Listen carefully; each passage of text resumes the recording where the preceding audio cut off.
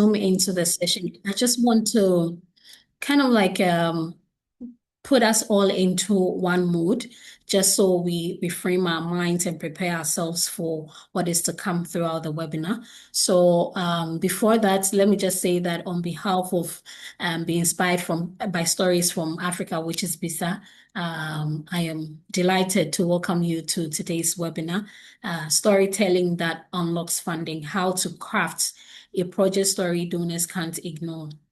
Let me begin with a simple but uncomfortable truth.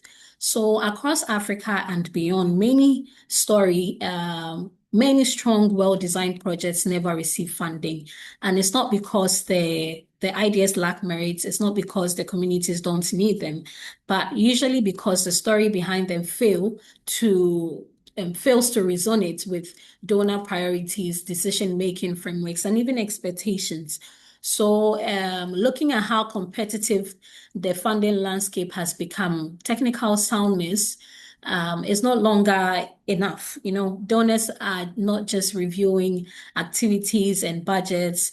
They want to ascertain or assess the clarity. They want to ascertain whether there's some form of urgency, some form of credibility, alignment, and even the impact.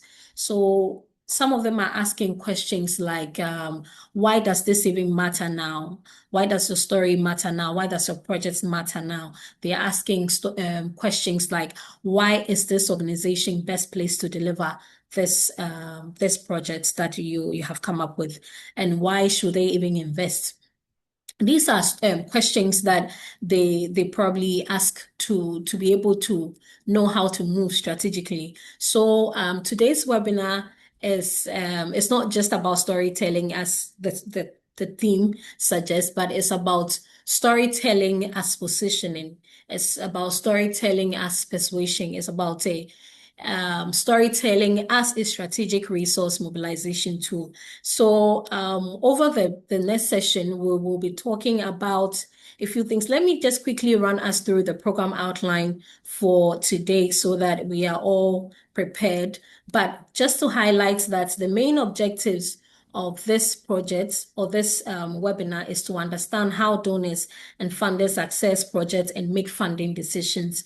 We are going to be understanding or learn how to frame problems, urgency, impact, and credibility into a strong funding case. We are also going to be exploring how storytelling strengthens fundraising and donor engagement across funding cycles, and then also be introduced to a practical approach or a few practical approaches for translating funding cases into compelling donor-facing narratives.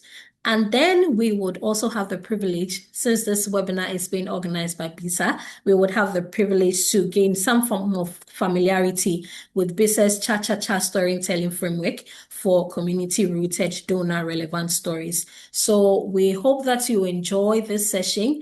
I will not waste much time at all. Maybe I'll just run us through the program outline. We will definitely receive we have some guest speakers joining us today, and they'll be taking us through topics such as why stories matter to donors and funders. They'll take us through how donors think and decide in terms of framing, urgency, value, and credibility. We would have a brief picture-taking session, and of course, we'll jump into another session where we'll talk about translating funding cases into compelling donor-facing narratives across funding cycles.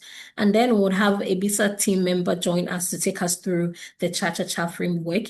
We'll have some reflections and participants' questions, and of course, we will take up the next steps. Before I bring in I introduce our first speaker for today, let me just mention that if you have any questions, there's a Q&A session showing on the screen somewhere, so you can drop in your questions that you may have.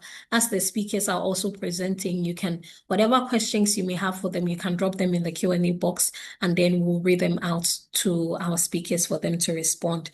Otherwise, you can also quickly raise your hand up, and then I'll call upon you. That is if we have some more time. So without further ado, I welcome us once again to this session, and I hope that we have an awesome session here on this webinar. So let me just call on our very first speaker. Our very first speaker is Mumbi Sarah Kasumba. Pardon me if I do not mention the name quite well. Mumbi is a communications manager at the Global Resilience Partnership GRP, and she has a decade of experience in strategic communication, and she develops clear, consistent messaging strategies and brings a strong storytelling lens to her work, translating complex ideas into compelling narratives that inspire action. She also supports innovative challenge grantees to strengthen their communications for collaborators, donors, and communities. So, Ms. Kasumba, Mumbi Sarah, if you are on the call, kindly take the floor to do the first presentation. Thank you. Thank you so much, Naomi. Thank you so much, everybody. I'm really excited to be here. I'm so excited to hear from all the other speakers and connect with everyone in this call. Like Naomi said, my name is Mumbi Sarah. I'm from Zambia. So initiatives that are doing work on the African continent really have a special place in my heart. So I'm very, very happy to be here today. Like she said, I'm the communications manager with the Global Resilience Partnership. And before I dive into communications, I'll just give a brief background on GRP and what GRP does. So the Global Resilience Partnership, GRP, is a partnership of over 90 organizations working together to advance climate resilience. And one of our key projects is innovation challenges that we do, where we identify and we work with innovators that are advancing climate resilience in their communities. So we identify these innovations and we work with them with tailored mentoring to help them grow into sustainable and also attractive innovations that attract more donors, that attract funding, that also have opportunities to network and connect with potential donors and funders. And part of the entry point that we work with them is communication support, tailored communication support. And also we do some storytelling workshops with them. So there's some things that we've noticed working with these incredible projects over the past few years that have come up that I think would be really great to talk about today. So without further ado, I'll just dive into some communications and why we do this and why communications matters in this aspect. So you can go to the next slide. So why communications matters. Builds trust and credibility. Something that has come up again and again, especially with working with these innovation challenge grantees, is a lot of them do really, really great work, but it's not reflected anywhere. So if you are, let's say, I think of one incredible initiative, if you are building, working with capacity building, telling stories, informing your community on the importance of sustainable agriculture, how can a donor know that's what you're doing if there is no documentation of it, if there is no website, if there is no social media, if there is not even one project portfolio that they can refer to? So having a strong, strategic approach to documenting the work you're doing will work in your favor. So communications builds trust and credibility. It creates organization and brand awareness. That is a really, really big point. It builds community engagement and relationships and helps navigate opportunities and challenges. I think it's really important that Naomi stressed that the funding landscape is changing.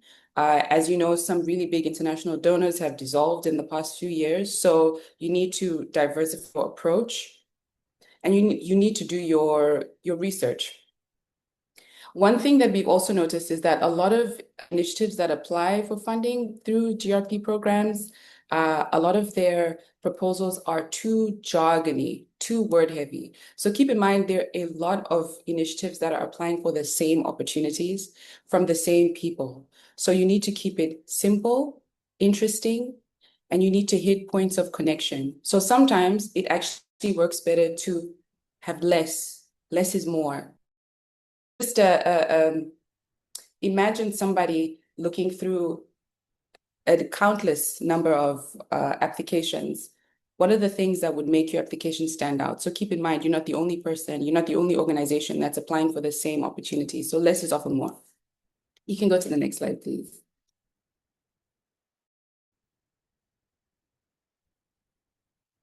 Okay, your key message. This is a very important one. These might be concepts that you might already be familiar with, but it's always good to refresh. Your key messages. What do you do?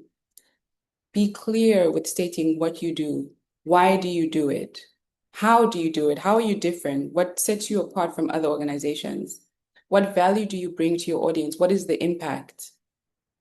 So I will share I have a link to share. I think I can just share it in the chat.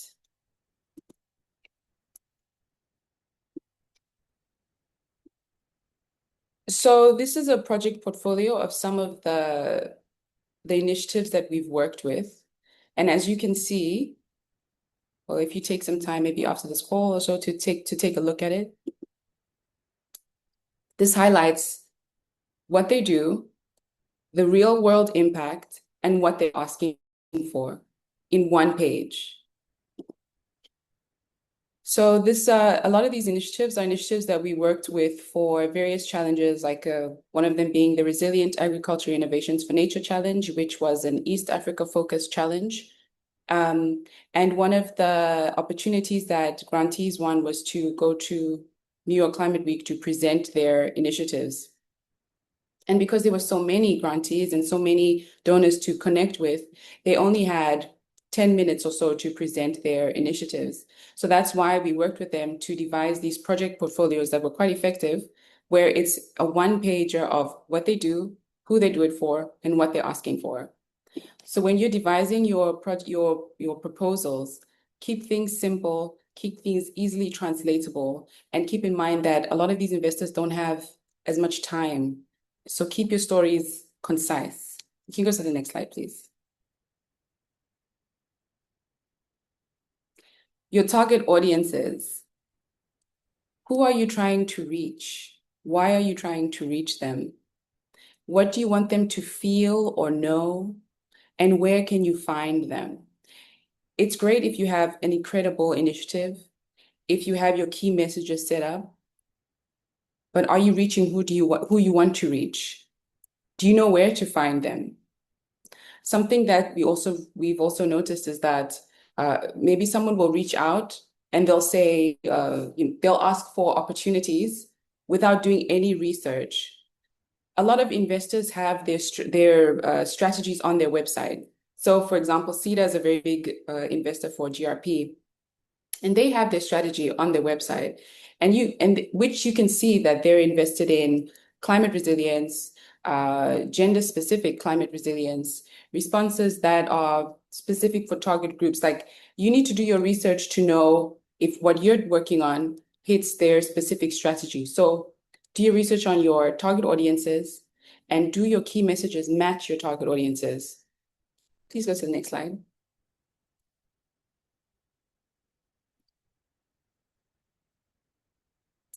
Thank you, Naomi. So these are some examples of key messages and matching them with target audiences. So CEDA, a key message for them could be: our innovation empowers women farmers to grow more food, less water.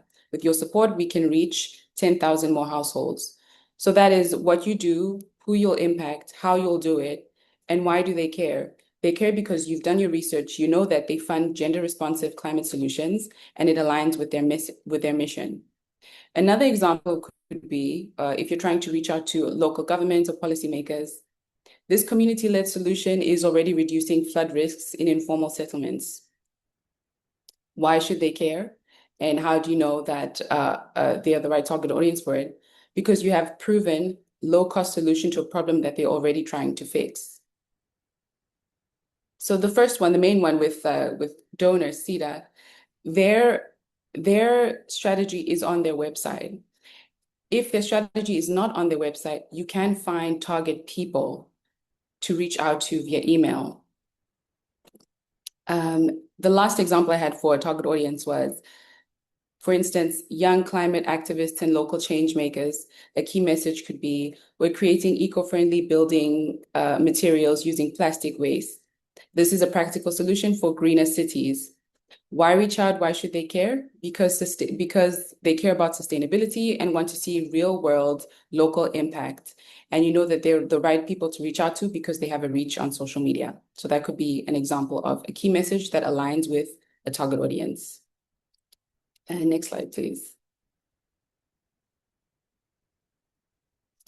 Okay, communicating with donors and investors. As I've stressed before, do your research, do your research, do your research. Sometimes donors and investors do have programs already set in place that you do qualify for. So if there are innovation challenges, which is a big one for us, if there's already an innovation challenge that is actively running, and you reach out to a donor to ask for opportunities for funding, they will just redirect you to the innovation challenge that you clearly you haven't done any, you haven't looked into what's currently active. So do your research and prepare your message. I think if there's anything to take away from this is do your research, prepare your message. Do your key messages match with your target audience? Do your key messages match with the strategy that your potential investor or donor are trying to reach? Are there already opportunities that you do qualify for? Because there are a lot of funding opportunities. I think something that a lot of initiatives, especially a lot of initiatives on the continent, that we miss is we miss the opportunities that we do qualify for. And we miss them because we don't have documentation of the work that we're doing that we can prove that we qualify for these opportunities. So keep your eye open for opportunities that you qualify for, and not only opportunities that you qualify for from specific organizations, but organizations within their networks as well. Maybe you have a specific donor that you are thinking of. Don't be too one-eyed on them. Yes, sign up for their newsletter, sign up for their website updates and things like that, but else in their network has opportunities that you do qualify for, because that's also something that we miss. And there have been times where we've seen that, oh, there was an open call for something, but we didn't receive enough applications, so we had to extend deadlines. It's because people are missing these open calls online. So don't just be too one-eyed on specific organizations or donors that you have in mind. Broaden your reach, do your research. There are opportunities out there. You just need to be proactive about finding them and not be too one-eyed. Next slide, please. So one thing that we invite people to do is to map out, if you could go back, I think 2 slides. Yeah, to map out your donors and investors, who you're interested in getting in touch with, to understand your donors and investors' strategy and focus areas, identify who in the organization you want to approach and why. For us, LinkedIn is a very, very good platform. For the most part, a lot of donor organizations, you can find who the employees are, and you can find the specific people on LinkedIn. You can cross-check on their website to find their email address that you can reach out to.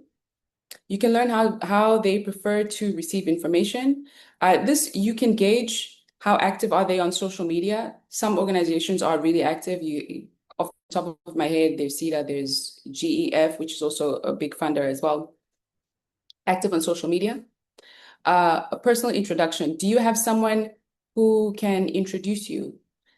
Who in your network can you lean on to introduce you to potential donors and funders? Of course, human connection is the most effective way to connect with anyone. So that's also something that you should consider. If you have people in your network, maybe you have organizations who are doing similar work and they receive funding, maybe they can plug you in. Next slide, please.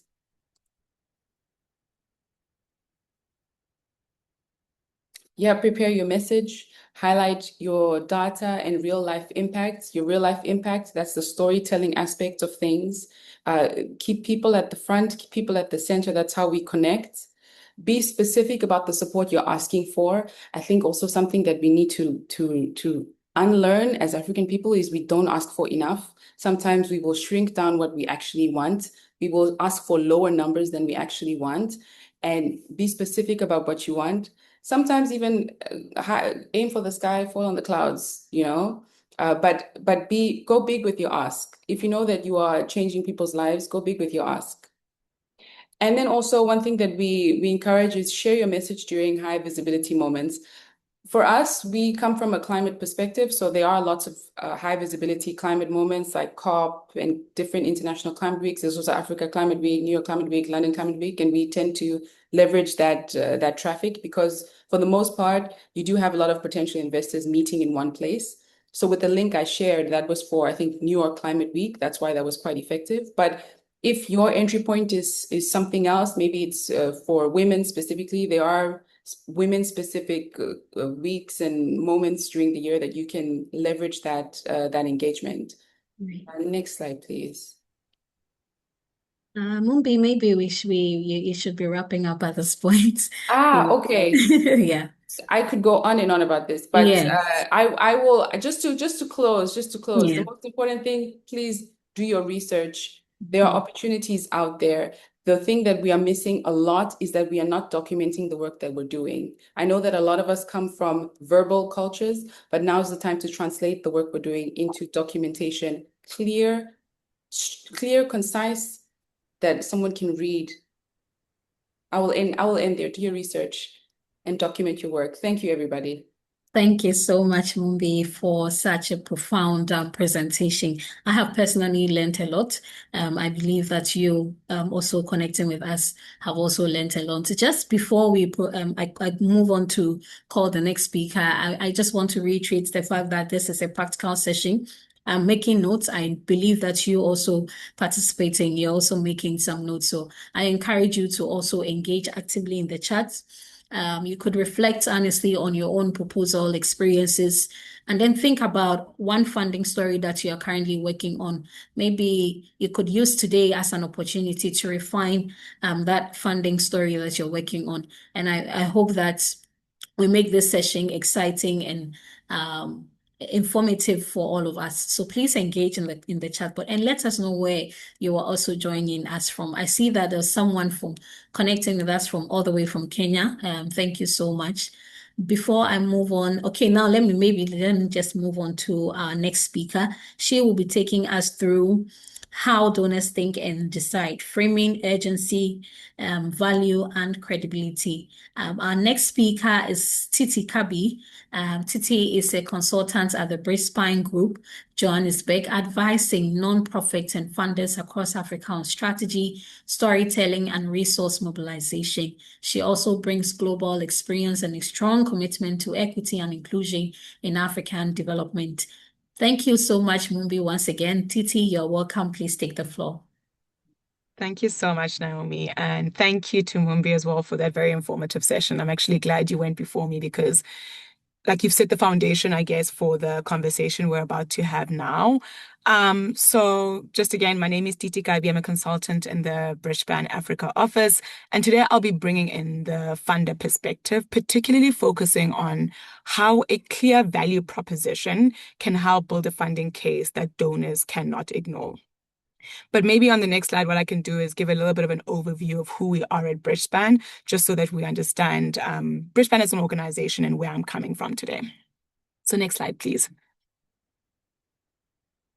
So Bridgespan is a global nonprofit organization, and we collaborate with other mission-driven organizations and leaders to make the world more equitable and just. And how we do this is through 4 core services, which you see on the left. So we have philanthropy consulting, where we work directly with various philanthropists at a global scale. We also then work on the other end of the spectrum, which is with nonprofit organizations and helping them with their strategy through advisory and consulting. We have leadership development and capacity strengthening initiatives. And then we also produce a lot of research and share insights publicly available to everyone. So please feel free to go to our website. We've got various topics that you can actually access publicly and freely that will maybe give you some of the answers that you have as an organization. So I'm coming today particularly focusing on that, the bridge between philanthropists as well as nonprofit organizations. Having worked with both, I really want to bring the funder lens into this conversation and really build on what Mumbi was sharing around, what is it that funders are looking for when they are looking to make an investment in various organizations. But before getting into the material, what I'd like to do on the next slide is maybe just ground us in terms of why a conversation like this is very important today and why it's so timely. I know we're operating in very uncertain times. I'm sure we're all familiar with the recent global funding cuts and just how much is happening in this space. I think, Naomi, you called that around. It's become more competitive in the landscape right now. So financial uncertainty is on the rise. And unfortunately, or fortunately, I don't know which one it is, but uncertainty and volatility is something that it's becoming the new normal. And we no longer have the privilege of necessarily being reactive, but we need to be proactive in building uncertainty in terms of how we operate as organizations. And really just want to emphasize that as we build strategies, we need to make sure that we are accounting for volatility and uncertainty, since it's the new normal that we're operating in today. Given all the volatility and changes in the landscape, a lot of donors are actually evolving their expectations. They're expecting more transparency from organizations. They're looking for more alignment. How is your organization aligned to my organization's mission?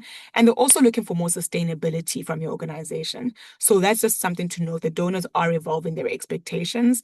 And it's also important for us as organizations to also reflect internally and be like, given the current landscape in which we're operating in, do you have the right capabilities to sustain impact with all the uncertainty and volatility taking place?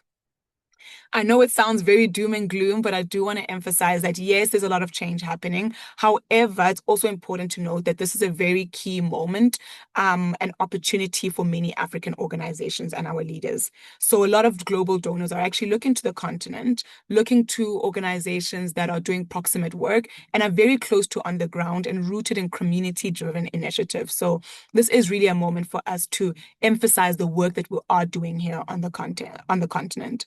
I guess the key message here is that in this landscape, it's very important for nonprofit organizations to make sure that as you're developing your material, they're focused, they're clear, and this will really help you unlock funding that is aligned to your mission and also help you build long-term financial resilience.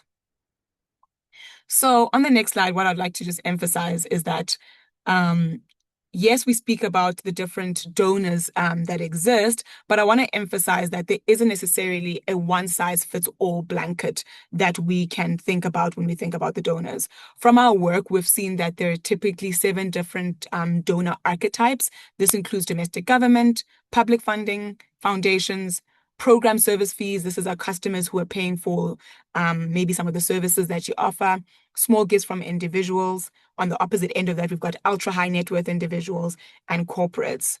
So these are typically, I guess, the big archetypes of funders that we see. And your approach to them will differ depending on which archetype they fall into. So it's very important that you are making sure you understand what is it that motivates donors that fall under the foundations category, for example. That will differ very differently to a corporate donor that's maybe focused more on like ESG goals. How does your work align with my brand? And because all of these different donor archetypes have such different motivations and ways of operating, I really want to emphasize that the aim is not about going for donations across all 7 of these archetypes. That will spread your team so thin, especially if you're operating on a lean team, and will really lead to burnout and fragmentation within your organization. What I want to emphasize here is you need to find 1 or 2 of these categories that best align with your mission and capabilities in an organization. And then within those categories, diversify the revenue streams that you're looking for. So if you decide foundations, which foundations are best aligned with your mission and capabilities? So really, I want to really make sure that by showing all 7 of these archetypes, I'm not necessarily saying go for all of them. Identify the ones that are most aligned with you, especially because they're all so different. However, next slide, please. Regardless of how different these donor archetypes are, there is one question that remains across almost all of them. And donors are asking, what is your value proposition as an organization? And essentially what they're asking, the simple question is, if I as a donor support your work, what meaningful difference will my funding do? And what meaningful difference will my funding make to the space that you're trying to create and the impact you're trying to create? Essentially, a value proposition isn't only, oh, this is what we do as an organization. It is a specific change that you create as an organization and why you as an organization are best positioned to create it. And this concept of value proposition is something that I'm going to ground the conversation in today. And getting a clear value proposition also really helps you build a strong story for funders. So This will be the grounding principle for our conversation today. And on the next slide, I'll show you exactly when you think about the value proposition, what are some of the 5 key questions to think about when answering what your value proposition is. So a compelling value proposition clearly answers 5 questions that help determine investment for your organization. The first question is, what is the problem that you are trying to solve in an organization? What is this big and important problem? Secondly, what is your point of arrival? Now that you've defined your point of arrival, what is a credible path to get there? Why do you need philanthropy? I think Mumbi, you spoke to this quite well, like emphasizing like what funding you need and what this funding will do for your organization. And then lastly, reflecting internally. Do you as an organization have the strong leadership team and the right capabilities in order to achieve this impact that you hope to achieve? Throughout the conversation today, I will spend time through each of these 5 questions. And what I will do, I actually want to make this as practical as possible of a session. So what I've done is put together a case study from an organization that we've worked with in the past. I've sanitized a little bit of information just to make them anonymous, but we'll walk through each of these questions based on this organization's work. So on the next slide, I'll introduce who this organization is, their name. Sorry, the slides are visually a little bit changed, but I hope it's still pretty clear on your end. I see you going. No worries about it. I think it's not an issue if it's, yes, there we go. That's better. Thank you so much. Thank you. So the organization we'll be speaking to today is an organization called Empower Her Horizons. And they're a nonprofit organization that was founded in 2015, and they're working to end extreme poverty in Kenya's drylands. To date, they have supported over 70,000 women, launched businesses in 2 counties in Kenya's drylands, and they've worked with strategic partners and governments in terms of achieving this. So this is a little bit of a context of who the case study that we'll use today to answer the 5 questions I've identified. So let's start with the first question, which you'll see on the next slide, around what is the big and important problem that your organization is trying to solve and why it's so important to get clarity on this. What funders are looking for is to invest in a clearly defined problem where the consequences, scale, and urgency are explicitly highlighted. So funders don't want to fund a big problem that you aren't necessarily showing what the solution is. They want to understand what is the details around problem and then also understand that there is a solution to actually tackle the magnitude of this problem. What we've seen is many organizations keep it very much at a general and high level space. So something along the lines of, we want to end extreme poverty in Kenya because we know it exists there and we know that women are disproportionately affected. This isn't necessarily wrong, but what we saw Empower Her Horizons do and what we help them crystallize is getting a problem that is more structured, defines the population clearly, shows that there's urgency and if you don't act, what are the consequences? And more importantly, shows that, yes, the problem is big, but it is a solvable challenge if we can get some funding. So what they've done here, for example, is they've framed it as in Kenya's drylands, 10 million people live in highly climate vulnerable environments where poverty rates are declining more slowly than global averages. So they've shown the magnitude and the urgency of this, right? They've shown who the main target audience are by highlighting that women are disproportionately impacted and they face higher structural barriers. And then that last line there, which is what I really spoke about around the solvable challenge, they speak about proven livelihood approaches exist. The only issue is that they're inaccessible to last mile communities. So they show the problem is big, but a solution exists to tackle the problem. So that's really when you speak about the problem. Donors are looking for a clear problem and one that shows urgency and also that there is a solution to the problem. Now you've identified the problem, the next question speaks about where is your point of arrival? Where do you want to get to over this defined period of time? Again, we've seen so many organizations, have bold vision statements, which is not wrong necessarily, but they lack the detail and the depth around having a clear time-bound destination. And having this turns a worthy cause into an investable opportunity. What Empower Her Horizons did, they focused on, by 2030, we will support 250,000 women in selected dryland communities in Kenya to build sustainable livelihoods, resulting in measurable increases in household income, savings, and food security. You see that as time-bound. They mentioned that by 2030, this is their goal. The outcomes are measurable. They spoke about household income, savings, and food security. Yes, here they didn't necessarily get into all the details around the targets, but if you do have any like appendices or supplemental material, that's where you can add the detail in terms of the exact targets of 10% increase in household income, right? But here it's very much still clear that they want to achieve household income increases, savings, and food security. And then the last one, which is very, very important, is does the scale seem realistic? So they're going currently, if you remember, I said they're doing 70,000 women, and they're shifting to 250,000 over a 5-year period. That scale does seem realistic. And as we speak more around the organization's capabilities, you'll understand why. So it'd be very unrealistic if you said, we're going from 70,000 today to 1 million, right? That can bring some questions in donors' minds. So make sure that as you're defining your scale, it is something that is realistic and for donors to have confidence in your organization in reaching this point of arrival. So you've defined the point of arrival. We know there's a challenge. Now donors want to understand what is a credible path to achieving this impact that you've described over here. And the next slide speaks around, really, can you clearly describe what is the credible path to get there? Funders invest when they can see how results will be achieved in practice, right? So it's not enough to just be like, oh, we'll train women, we'll provide capital and support small business creation. Again, it's not necessarily wrong. This is indeed what this organization does, but to really build a credibility, I think, Mumbi, you spoke about the importance of building credibility with funders. You need to make sure that there's evidence of impact. So showing that like, hey, we've kind of done this before. It's just a matter of doing it at a greater scale. It's about showing that this will be a phased expansion plan. Going from 70,000 to 250,000 will not happen overnight. It will be phased. And then lastly, just showing that the model does exist and it is evidence-based, and there is already a delivery infrastructure that has been established.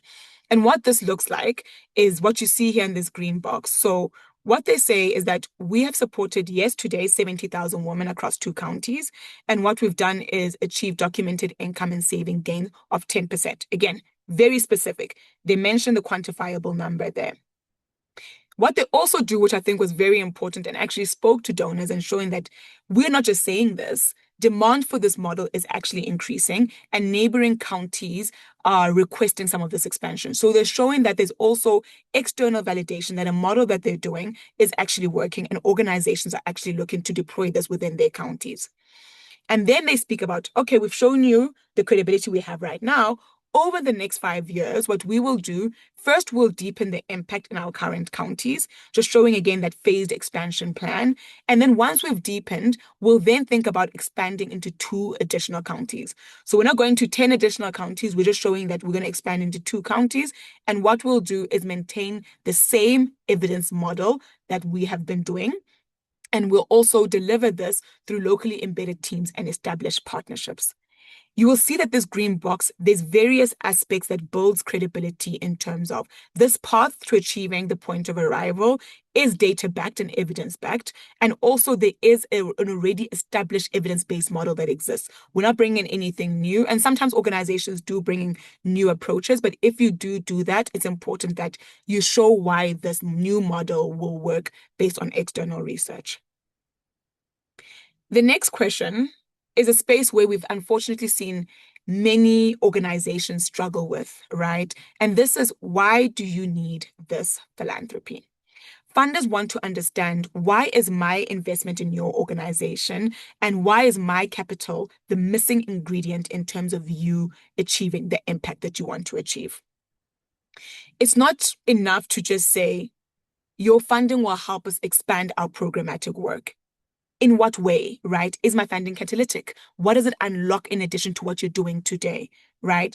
So it's very important that the role of funding is very clear, as well as the impact that that funding will have. You show that as an organization, we can actually deploy these funds. We know exactly where they're going to go. And in many donor conversations we're having now, this aspect of sustainability has come up so many times. Donors are asking, is there expectation that I will be perpetually funding you for many, many years to come, right? So it's very important that as an organization, you show that this donation that this donor will be giving you will maybe be catalytic to unlock more funding and the donor won't necessarily perpetually fund you for many, many, many years to come. So I think I want to emphasize that this point of sustainability is something that we're seeing come up so many times in donor conversations. And what a strong and strategic why philanthropy statement can look like is one here around emphasizing that philanthropic funding will provide growth capital to not only deepen impact in 2 counties, but will expand into 2 additional counties over the 5-year period. So you've shown what the capital will do. This funding will also, in addition to all of this, strengthen the core delivery systems and enhance performance management. So there's an external aspect in terms of the impact, but also you're impacting our performance systems and delivery systems internally as an organization. Once established, county-level partnerships with government and contributions from our trusted network of individual donors will help sustain ongoing delivery costs. And what this is showing is that by giving us this funding, we can build our internal capabilities and systems and do more work. Doing this then also helps in terms of being catalytic to attract additional funding. So your funding is not only helping us do the programmatic work, it's also unlocking additional funding, showing that aspect again of speaking around sustainability.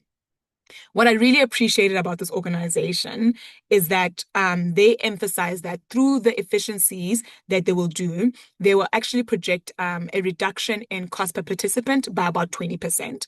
So what this shows is that saying, donors, yes, your funding is allowing us to do more impact, but more importantly, it's allowing us to do impact at a lower cost and more affordably to us. I know I'm almost at time, so I'm going to fly through the last section, right. Which, thanks, Em. I can see you're going to give me the red flag to hurry up. So maybe let me just speak around the last question, which is around, why is your organization best suited to achieve this impact? And it's about emphasizing the strong leadership team that you have, and as well as the right capabilities. So here it's really speaking about, I won't necessarily go through the details. I know the material will be shared with you, but just showing that you are experienced in this space. Sometimes we're very scared. Again, I think, Mumbi, you spoke about as Africans, there's almost like a shyness of certain things.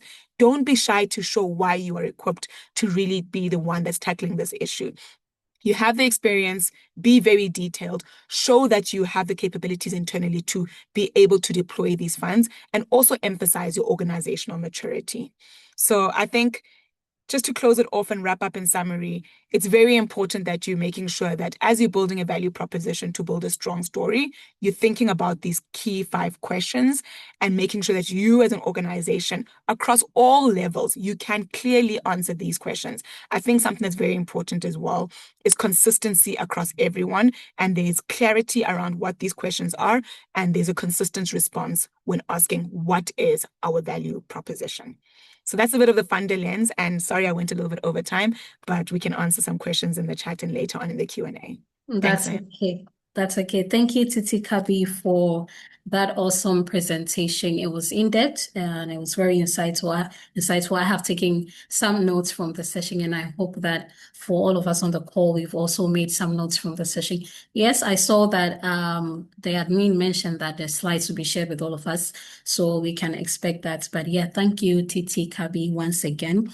Before we proceed to our next speaker, I would want us all to turn on our videos so that we can take a quick picture before we jump into the next session. So without further ado, maybe I would kindly ask that we turn on our videos and then we take the photo and then we move on to the next session.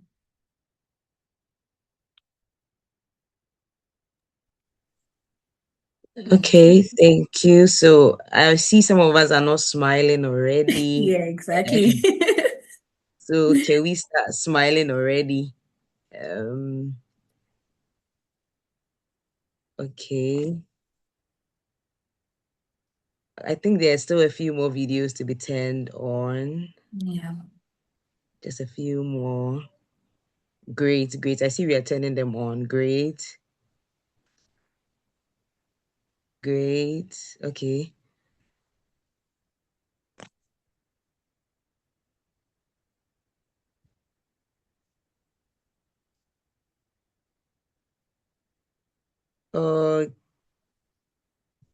Okay.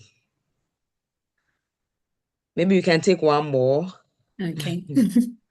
Because some people are just turning it on, so you can probably just take one more. Okay. Fantastic. Sorry, some people's cheeks are hurting already. Sorry. Thank you. Okay. Okay, right. Thank you so much, admin. Before we move on to the next session, I see it from or in the chat box that people are sharing some of the insights that they're already having. Emmanuel mentioned that his key takeaway is from Mumbi and it's about doing your research and documenting your work. I think Titi also reiterated the relevance of documenting your work and also having a clear path of why a donor should fund you. So I think Milka, please pardon me if I'm not mentioning the names correctly, but Milka mentioned that thank you, Mumbi, for the insightful presentation. I've learned the importance of documentation. You mentioned how we could do this on social media platforms. Which platforms would you say is best for a small scale community-based projects to use? I think we'll come back to that when we get to the Q&A session. But let me just quickly call on our next speaker. Our next speaker will be speaking on the theme, translating funding cases into compelling donor-facing narratives across funding cycles. She is Charly Pie. Charly Pie is an associate. Please, I don't think I can see the whole slide. So if you could project it for me to be able to see. Okay, Charly Pie is an associate advisor at IG Advisors. She's a global consultant advancing social and environmental change. She works with philanthropy, business, and nonprofit leaders to design and implement high-impact growth and funding strategies across global health, gender equity, and climate justice. I would like to call on you, Charly Pie. If you're on the call, kindly take the floor. Thank you. Thank you so much, Naomi, for that very kind introduction, and to the speakers before me for your really, really great and insightful sessions. I think that this has been ordered perfectly, and hopefully this session is going to build on the concepts that you've spoken about and really complement some of the key things that you've drawn out already. So really excited to be here with you all today. I can see some faces that I already know on the call and a lot of faces that I don't know. So it's really great to be speaking with you. Just as a quick recap and introduction to IG Advisors, we are a global strategy and management consultancy, and we work with three key audiences, philanthropy, business, and nonprofit audiences, to bring about social and environmental change. And so what that means is, similarly to Titi, I will be bringing both funder and fundraiser perspectives to this session. Prior to my work at IG, I also worked in nonprofit organizations as a fundraiser and in business development roles. So really bringing both of those lenses to this storytelling session and thinking about all stages of the funding cycle. So before, during, and after funding, that's really what we're going to focus on during this portion of today's session. So if we could go to the next slide, please. I'm going to break down today's session into two key parts. Firstly, thinking about compelling messaging that you can take into all parts of that funding cycle, and into different elements of your storytelling or fundraising strategy as well. So really translatable across different elements of verbal and written messaging and storytelling. And then we're going to focus on impact, specifically in communicating impact. So this is kind of more about the latter part of the funding cycle and thinking about the during and after funding. So really helping you to think about communicating impact in a way that can support you to build strong and sustainable partnerships with donors. And really, after this portion of today's session, I would love for you all to be able to walk away feeling a little bit more confident about these particular elements of storytelling, and to be able to take this as inspiration and a little bit of a provocation for how you might go away and think about how you're doing these things and how you might be able to improve and what elements you're already doing super well. So if we could go to the next slide, I'm gonna just pause for a moment of interaction, so that I can you can stop listening to me for a second. I would love to hear from you all, either using a word or an emoji in the chat, to reflect how you currently feel about storytelling for fundraising in your role, in your organization. Could be a grinning smiley face if you already feel super confident and like you know everything, in which case maybe my session is done. Or it could be a little bit more concerned. You have areas to work on. Okay, we have kind of a crying face, a little bit of distress. Hopefully we can resolve that for you by the end of today's session, I hope. A real mixture, but I'm hoping that we can, inject some excitement and some reassurance and confidence into your approach to storytelling for fundraising today. Thank you so much for that. That being said, let's move on to the next slide. And we're going to move into the first part of the session, which is about crafting compelling messaging. One thing that I do want to just pause to say before we dive into this content is, when thinking about the donor journey and the different stages of a funding cycle, what I'm going to talk about here in terms of messaging and storytelling, I would apply across the donor journey, but I would say apply especially and particularly to the first stages of that journey, where you're thinking about identifying donors and cultivating donors. So maybe you've got a kind of a prospect list of donors that you would like to approach and would like to start building a relationship with and really cultivating. The next few slides that I'm going to go through are particularly useful when thinking about those parts, but are applicable once you've already kind of got a donor on board and you're thinking about potentially renewing their support as well. So what do we mean when we say messaging? I'm talking about both verbal and written messaging, and I think that that's been touched on as well in the previous sessions. And really what we're talking about is your organization's core narrative and story. So that's really important to have down, and also to have consistent, as was previously mentioned in Titi's session as well, across your organization, across your fundraising team and beyond as well, because you'll be drawing on if you have a fundraising team, or if not, if it's kind of more informal than that, making sure that you're really all aligned on your core narrative and story is the first step, and a really core part of your messaging. It's also how you describe who you are, what you do, why it matters, and what support you need. And that what support you need is really important and often gets missed, because when you're working in impact and you're delivering different projects and using different means of creating impact, sometimes the need for fundraising and need for funding gets missed. And so sometimes people don't even know that you are an organization that requires funding. That doesn't come across super strongly in the way that you describe who you are and what support you need in order to continue delivering and making the impact that you are so experienced in and would like to see in the world. And then we're also talking about more written forms of communication. So, for example, a case for support document, donor collateral. So maybe there's like a 2-pager that you're using to engage donors, or a web page on your website, for example. The reports that you're sharing with donors that might have supported you, the proposals that you're submitting. And really, in essence, that is the key fundraising copy. So I would think about it as a copy bank that you're able to leverage and use in different fundraising situations.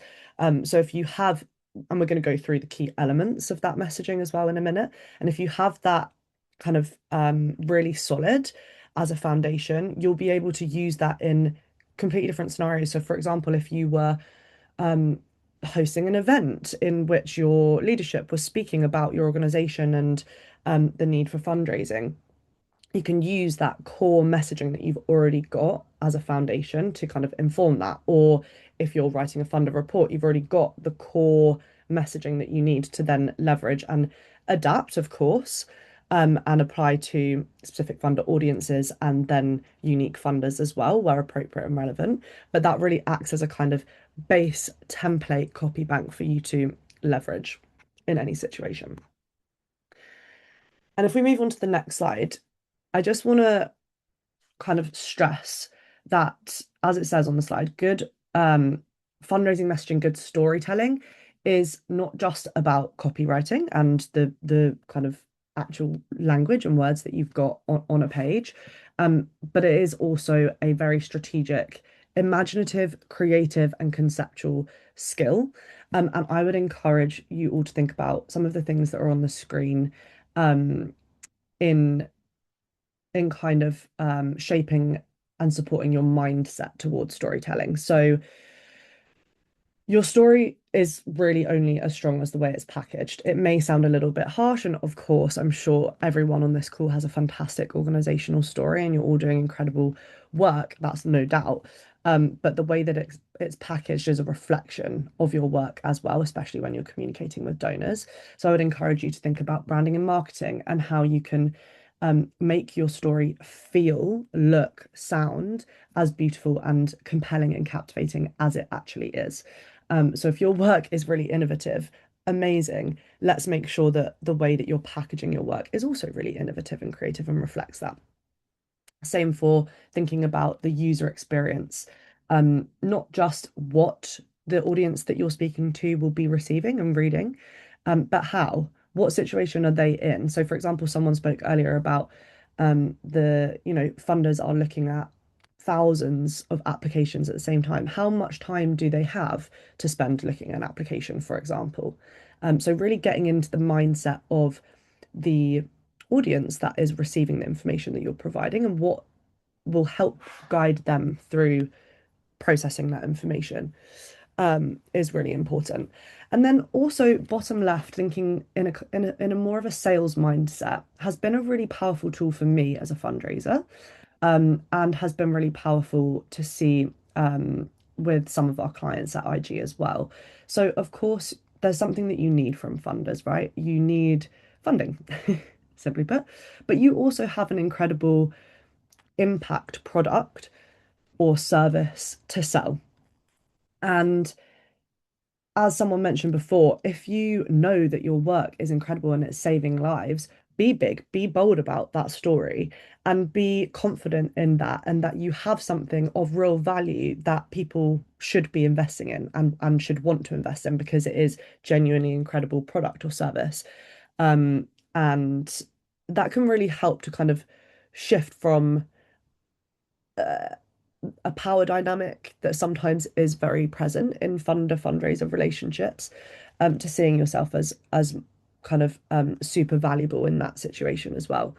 And then finally, thinking as an entrepreneur as well. So demonstrating the strength and potential of your organization, of course, but also of you and your team as human beings. And we're going to talk a little bit more about this in a second as well. So if we can move on to the next slide, I want to just take you through the key elements that I would recommend thinking about across most storytelling kind of situations, whether that's verbal or written. And these are the key elements I would recommend including across all of those situations. This is not necessarily in this order, even though the way that it's presented makes it kind of look like a process flow. It doesn't always have to be, and I'll show you an example in a minute of that as well. But the key things are to think about the problem. So what is the key challenge that you're here to solve? We would think about your organization and what you're kind of delivering as the what.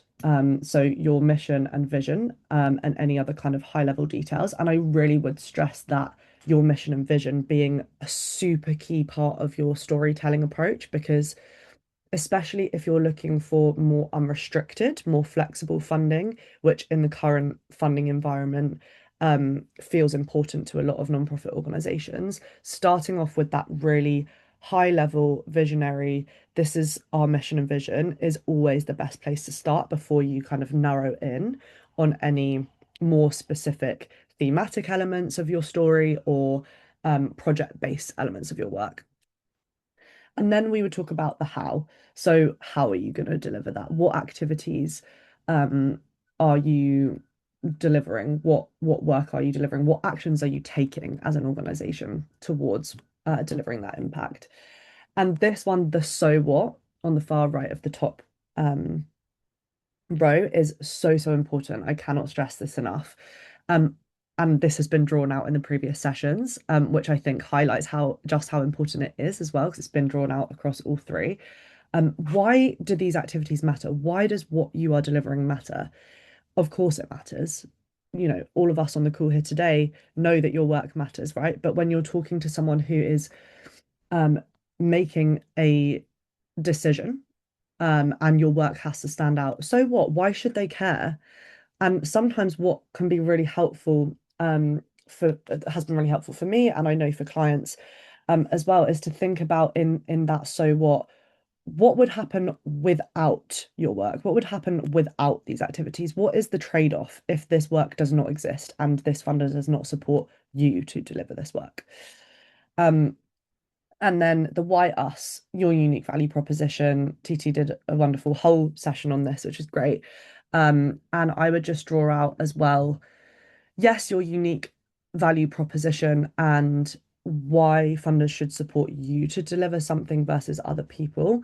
And I would really recommend thinking about the relational element of this. So why your team, why your organization? So, okay, yes, your organization might have incredible track record of delivering X service or program or intervention.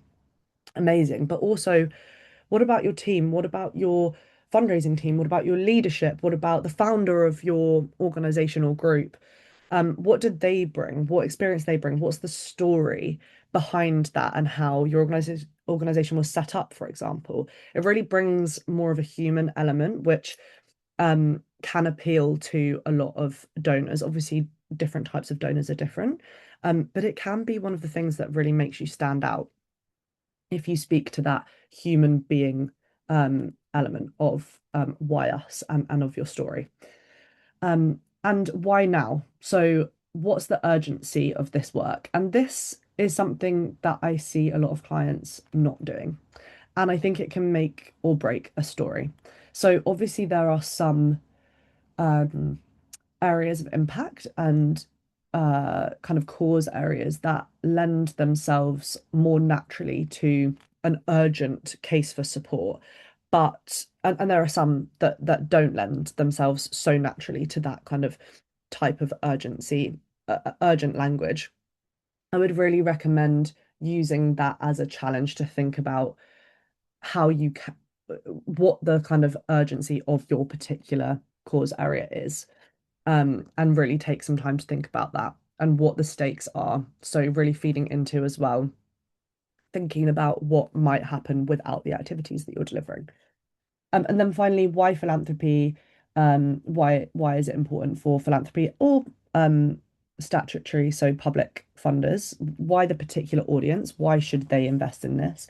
And what makes this particular donor a strategic fit for this work as well? Amazing. If we can move on to the next slide. I think because of time, I'm not going to go through everything on this slide, but one thing that I will draw out is the bottom left box on this slide. So your value in the wider ecosystem. And I really want to draw this out because we've spoken a lot already today about your unique value proposition, and it's really important. And I absolutely support that should be something that you're thinking carefully about positioning. And I also think there is an element to recognizing that we work in the impact sector, where lots of people and organizations and groups are doing incredible work. And there is value in speaking to that, in speaking to what your work does to strengthen the wider ecosystem as a whole. So whilst drawing out your unique value proposition, also not presenting yourselves as too competitive and kind of taking away from what others in the space are doing as well.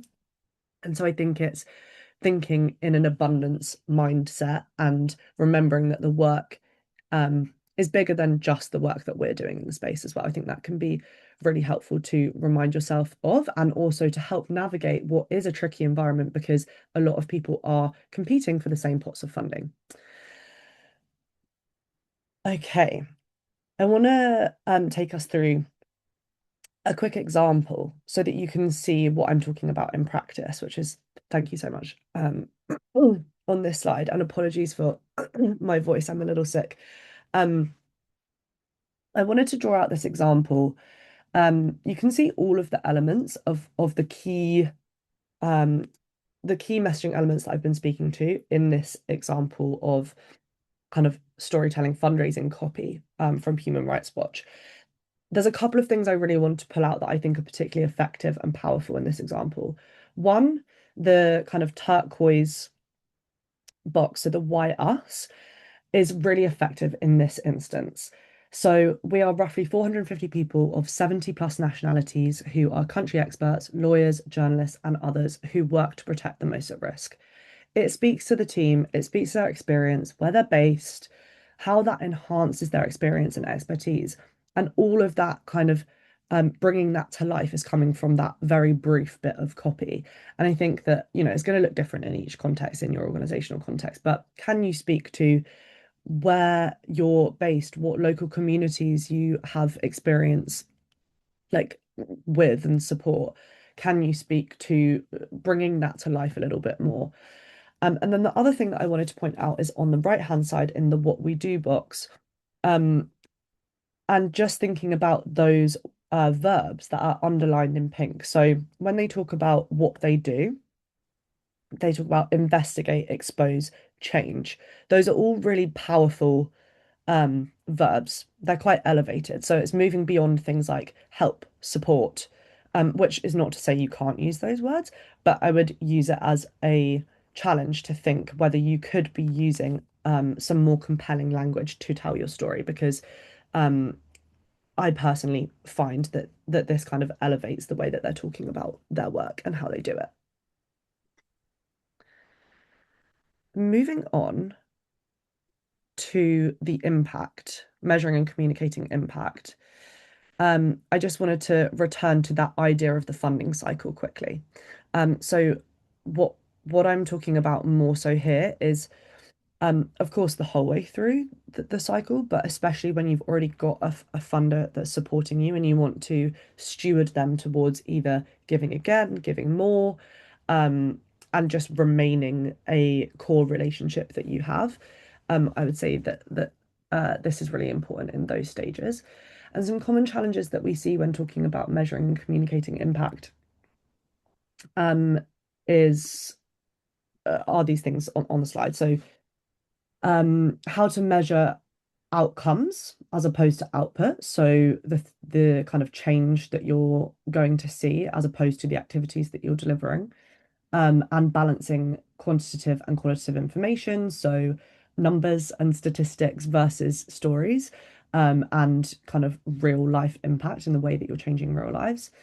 Conceptualizing complexity. So obviously a lot of impact work can be complex, and it's important to reflect that. So not to minimize the work that you're doing, but there's also a need to balance that with tangible and realistic impact.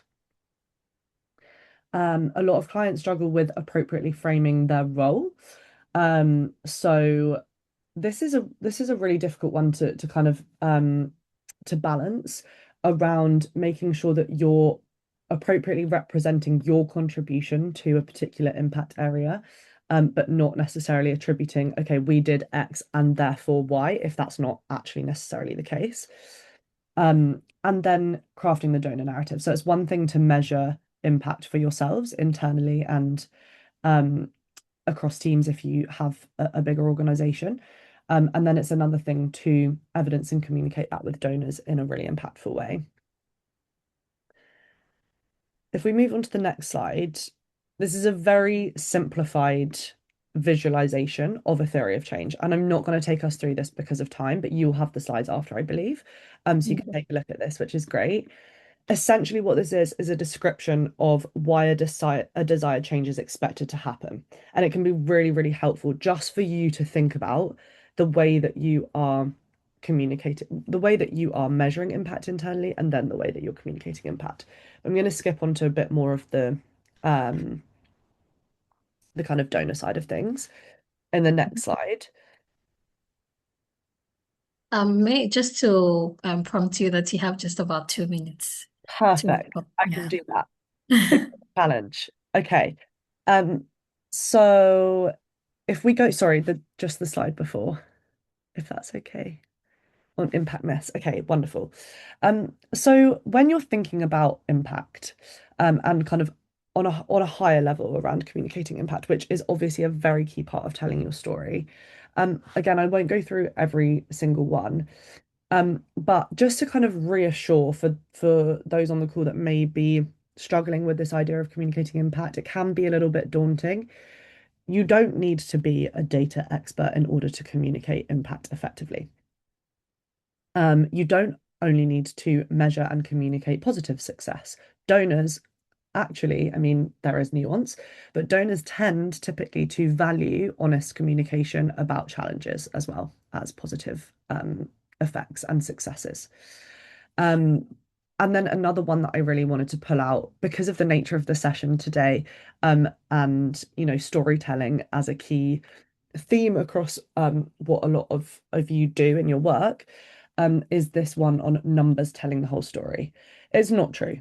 Numbers don't have to be the full story. A lot of funders really connect with the human and the relational element of impact. And I would really encourage you to leverage that and draw on that. The real people's lives that you're changing and telling that story as well. And then some donor narratives to consider when thinking about communicating impact that might help you to meet donors where they are. If we move on to the next slide, is, as I mentioned, appealing to both numerical and narrative brains. Again, really thinking about the outcomes, not just the outputs. Not assuming that people understand the value of your outputs and outcomes, and really like articulating that well and kind of over explaining, I would recommend as well. Being transparent and rigorous. You can try and hide things, but donors will more often than not see through that, and hence the value of communicating challenges and being honest about those things. It can be really helpful to anticipate questions and proactively think about responses to those questions before you even engage with a donor. For example, if you're reporting on something, or you know that a particular donor is interested in a specific area of your work and you know that they're going to ask you about that. And then communicating in accessible, user-friendly ways. Impact doesn't always have to be complex. It's actually more useful to break it down and present things in a really digestible way. And then donors can ask more. So get out of your own way. Don't make it complex in the first instance. Make sure that you're framing this in a really accessible way. And then if a donor wants to get a little bit more complex and ask more questions, great, you can take them along that journey. And leveraging images and multimedia content, absolutely. There's been a lot of other fantastic guidance around the kind of communications piece and how to make that engaging as well. And this is not an exhaustive list. There might be other things that I haven't thought of here that you might add. So I'd encourage you to reflect on those as well. And I know that I'm out of time, so I have a few slides at the end, which perhaps you can just take away and have a look at later, just as a kind of overview. These are some donor perspectives that we have kind of identified through our work over the years and in conversation with funders. And I would encourage you to really think about these very tangible donor perspectives that could help you break down the way that you communicate with donors. And hopefully, by the end of this session, everyone is feeling a little bit more hopeful about storytelling for fundraising. So if you would like to put another emoji or word in the chat, please feel free to do so. Not compulsory, but hopefully we'll see some more smiley faces. And thank you so much. Thank you to Charly Pie for that awesome presentation. And please, there's a question here, drop a word or an emoji in the chat to reflect how you now feel about storytelling for fundraising. After listening to all the presentations that have gone on, how do you feel about storytelling for fundraising? And remember, I mentioned at the beginning that storytelling is a resource mobilization strategic tool. So it's not just about telling the story, it's about how your story would create an impression for the donor to fund your project. So after listening to the presentations, just let us know how you feel. in the chat box. I see a thumbs up, so maybe the person is just trying to say that, oh, they have a very good impression about it now. So I think I'm going to move on to I think N is struggling to speak. So I'm going to move on to the next session. But if we see any more questions in the chats, maybe I'll just read them out and then we would continue. So our next session is going to be an introduction to the Cha-Cha-Cha framework. It is a framework by B.ISA. It's a storytelling framework for authentic, community-rooted narratives. I don't know if the speaker is on the call. Admin, kindly assist. Let me know if the B.ISA team member is on the call to do this presentation. Otherwise, we'll take some more questions just to make the session more engaging. Yes, we're Okay. ready. Okay. Let me know when you're able to see the slides, please. Okay.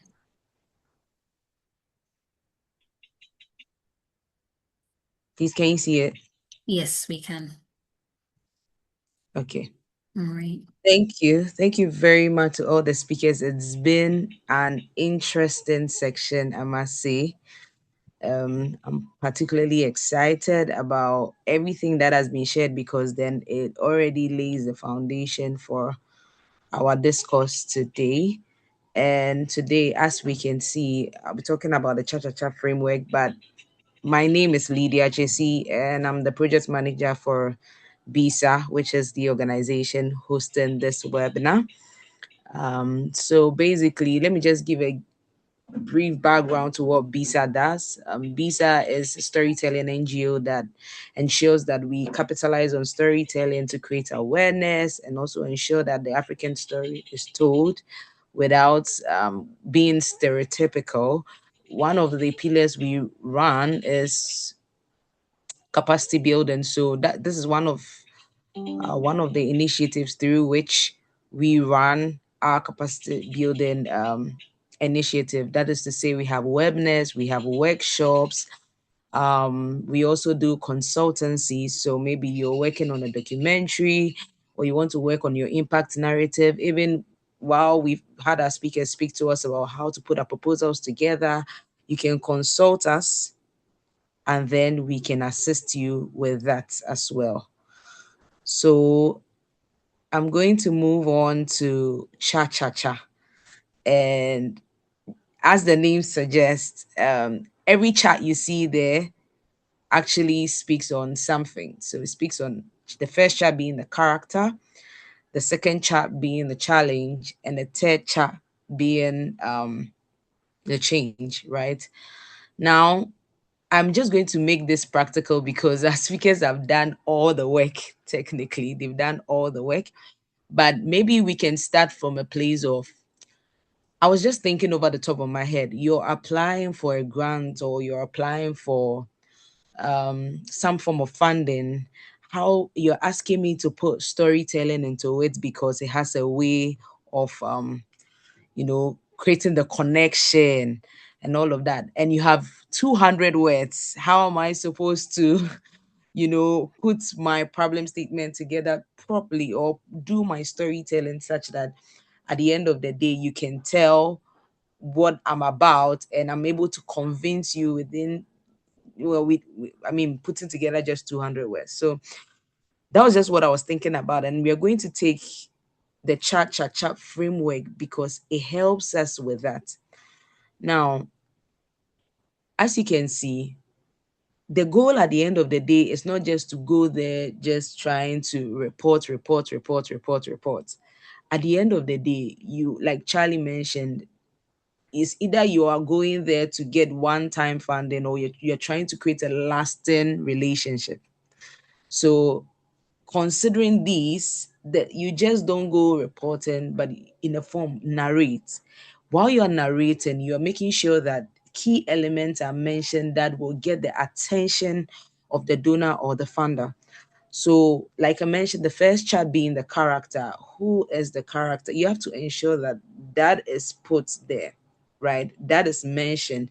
We are talking about maybe improper waste management, and then we are seeing it's mentioned so general. Like, let there be a character by which the funder at the end of the day may not even become a funder but a supporter, having read your problem statement or what you've even shared with them. They are now, it's like you've been able to draw their emotions to what you're talking about, and they are more than willing to support, because at the end of the day, funders or donors are looking forward to transformation, right? The goal for them is transformation.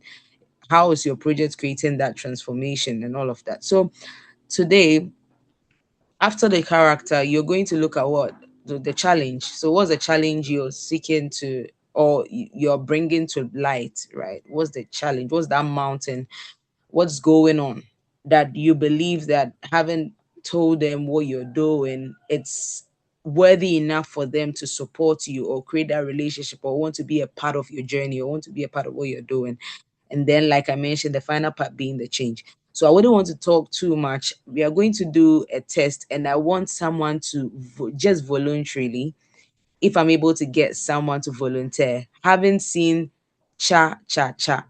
If I asked you and you were coming for funding from me, today I'm your donor, and you were coming to me to get funding, what will give me just a brief problem statement, right? That has a challenge, a character, and a change. Just having these three in mind, because if you can do this, I tell you, your writing will change. If you can do this, your writing will. So who will want to just take a chance? You can just raise your hands and then I'll call you. Let's know that we are here to diagnose our challenge, our problems. That's the basis of this webinar. So no, don't need to be shy or anything. But who would want to take that chance? Okay, so should I mention a name? Should I Maybe, mention? maybe. Okay, Naomi, you want to take a chance? No, I said mention names. I should mention names then. Yeah. Okay, before I mention a name, so let me do an example. Maybe when I give an example, then we can, maybe someone will now feel free to want to. So I remember that when Charly was presenting, she gave an example where she was underlining certain things. Now I'm going to give you a reporting style, right? So despite implementing a community-based plastic waste management project in 3 peri-urban communities, waste leakage into drainage system remains high and youth participation in recycling initiative is low. Initial assessment indicates limited behavior change communication, weak stakeholder coordination, and insufficient community ownership as key barriers to sustainability. Without strengthening engagement strategies and structured impact communication, the project risks low long-term adoption and reduced environmental impact. So if I came to you with this, what would your reaction be? If you were a donor reading my problem statement, I've come to you that, oh, I'm doing some great work and this was what I brought to you. Like, I need honest feedback so you can just type them in the comment section, or you can just raise your hands and speak. That will be very, very helpful. Honest feedback. What do you think? It's too wordy. One, it's very, like, it doesn't have the emotion we need. It's so distant. Okay, I see Cynthia's hand. Cynthia, what would be your feedback? Okay, good morning, everyone. Well, following the framework you have shared, I'm not really seeing the heart in the Mm, story. I think I see mm, what the mountain is, mm. and maybe some slight transformation, but I'm not really seeing the heart bit of it. Right. Rightly said, Cynthia. So, like I was saying, it sounds so far away. There's no connection. Like, just because you're using too many like words at the end of the day. But I don't know. Season in the community of Mombasa, plastic waste clogs the drains, flooding destroys property, and residents blame the assembly. A recycling project was introduced. Bins were distributed. Training was done, yet the drains are still blocked. Abdul, a 19-year-old resident who attended the training program, now understands recycling is important, but no one has followed up. No youth group was formed. No one showed him how this could become income. The project focused on distribution, not ownership. Without sustained engagement, youth leadership, and clear initiatives, behavior has not shifted. Until the project moves beyond activity-based implementation to community-driven change, the flooding and the plastic will remain. This is another organization's problem statement. And what do you all think? If you were the donor who received this problem statement, what would be your reflection? What would be your perspective on this? Does this person deserve it? Should we be even interested in this person's project in the first place? I think the first time it was Cynthia that spoke. Is there anyone else who wants to give their feedback on what they think?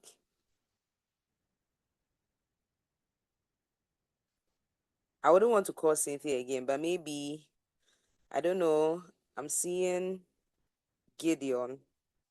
So maybe I can ask Gideon what he thinks about it. If he was a donor and someone brought him this problem statement, Gideon, what would be your reflection?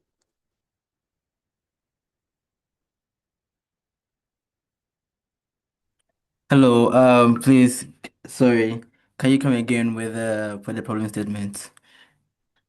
Okay, so this is what the organization sent in. Every rainy season in the community of Mombasa, plastic waste clogs the drains. Flooding destroys property, and residents blame the assembly. A recycling project was introduced, bins were distributed, training was done, yet the drains are still blocked. Abdul, a 19-year-old resident, attended the training once. He understands recycling is important, but no one followed up. No youth group was formed. No one showed him how this could become income. The project focused on distribution, not ownership. Without sustained engagement, youth leadership, and clear initiatives, behavior has not shifted. Until the project moves beyond activity-based implementation to community-driven change, the flooding and the plastic waste remain. If you were a donor and you received this, what will be your 2 cents or your reflection? Okay, so I would say the problem is not properly, I mean, how do I put this word? It is not properly stated, yes, because it is more about pointing fingers to offenders than actually letting the problem, sit with the person who wants to solve that problem. Because even though you are stating things that these are the things that you think need fixing, like what is the critical assessment of the situation? We are not really getting the critical assessment of the situation on the grounds for us to really know what we are coming in to do with the funding. So I All think right, that is what I can tell about this problem statement. okay, Gideon, thank you very much. And yes, you can see some form of storytelling, but yes, now the challenge is not clearly defined. So what's the idea I'm trying to put out? As much as you're using storytelling, it is very important that even in your storytelling, your communication is clear. Even when you've put in a character, you have to be clear. Even when you are spelling out the challenge, you have to be clear. Even when you're spelling out the change, you have to be clear. Because at the end of the day, it's not just to tell a story, but to tell a story to get the attention of funders or donors. So don't just capitalize on, oh, the writing skills only. No, you can make do with even data, but data complemented with what? Storytelling. I would have loved that we've gone over our time, I think 5 minutes over our time. I would have loved for someone to also give a try, just a run like a try. But I don't know if there's anyone that will want to do that. But if there's none, I would encourage us this is a framework that we can use. It's readily accessible. B.ISA has put it together as in our storytelling guide, which Benita will share in the comment section. Take some time. You can use this in putting together your proposal, putting together any form of storytelling you're doing. It has content on ethical storytelling, measuring of impact. These are things that are relevant to an organization's storytelling, right? And so the document will be made readily available to you. The link will be in the comment section. Please ensure that you tap on it and go get it for your organization and in order to boost your storytelling. At this juncture, I will hand over to the moderator. And thank you very much. I'm so sorry for the technical hitches as well. Thank you. Thank you to Lydia Jesse for that presentation. The Q&A session. We got one question earlier, so I'm going to read that out. I think that was directed at Mumbi. The question was from Milka, and I don't know whether it's a he or she, but the person said, you mentioned how we could do this on social media, the importance of documentation. Which platforms would you say is best for a small scale community-based project to use? So Mumbi, you can just help us respond to that question. Yes, thank you, Naomi, and thank you, Milka, for the question. And Charly, that was really great. Titi as well. I learned so much from both of you, so thank you for your presentations. So in terms of social media platforms, we've learned in our work with GRP, LinkedIn to be particularly effective for identifying funders, but also the relevant staff and open opportunities. I've noticed it's a really good platform to showcase your work and it's sort of connecting to the abundance mindset point that Charly mentioned. It's also a good way to connect with others doing similar work, which leads to partnerships and collaboration. So we do innovation challenges quite often, and we'll be opening a new round. And because GRP and B.ISA are partners, we'll invite B.ISA to share it with their networks, and LinkedIn is a place that I'm sure they will share it on. So LinkedIn is a really good platform, but at the same time, it's important to remember that social media is social media.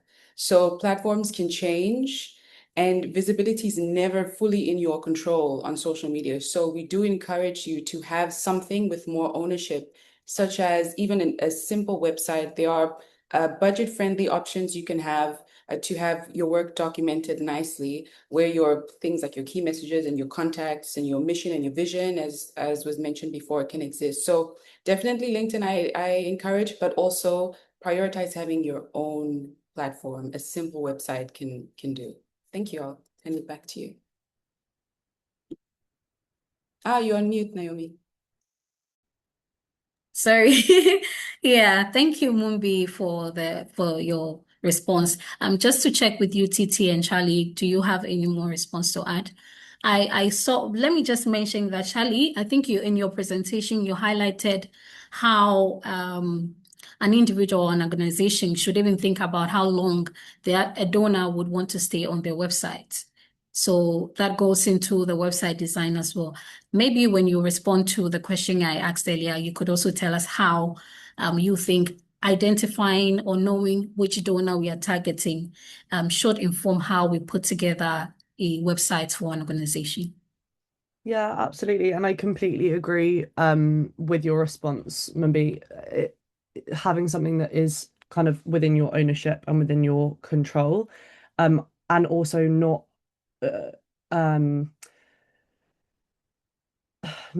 overcomplicating it. So thinking about taking on loads of different platforms and spreading yourself too thin. It's like, okay, let's focus on our own web page, for example, where donors are, I mean, it depends on different donor audiences, as you rightly highlighted, Naomi. Most likely the people that are going to be going to your webpage to make a donation would be your kind of everyday givers versus like high net worth individuals, trusts and foundations, etc. And so I would think about that audience when thinking about the kind of positioning on that webpage. However, that does definitely vary.